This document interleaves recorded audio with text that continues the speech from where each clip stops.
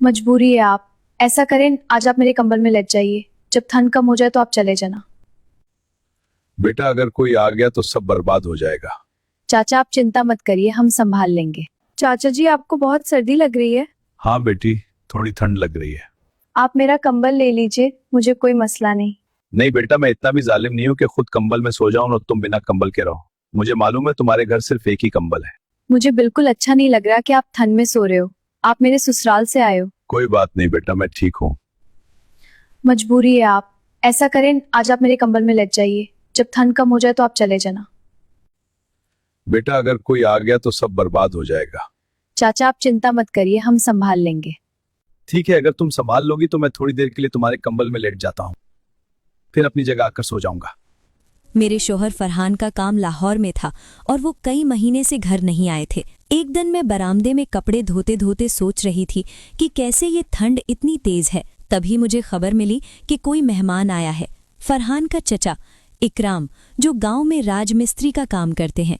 उनकी उम्र लगभग 65-70 साल की थी, लेकिन देखने में मजबूत और हेल्दी लगते थे। मैंने तुरंत उनका इस्तकबाल करने की सोची। राशन के लिए पास की दुकान से दाल और चावल उधार लिया और दिल से उनके लिए खाना बनाया। उन्होंने खाना खाया और बरामदे में रुके। मैं अपने कमरे में चली गई, लेकिन सिर्फ एक ही कंबल था घर में और वो इकराम के लिए बहुत ज़रूरी था। थोड़ी देर में मुझे उनका सर्दी में ठिठुरना सुनाई दिया।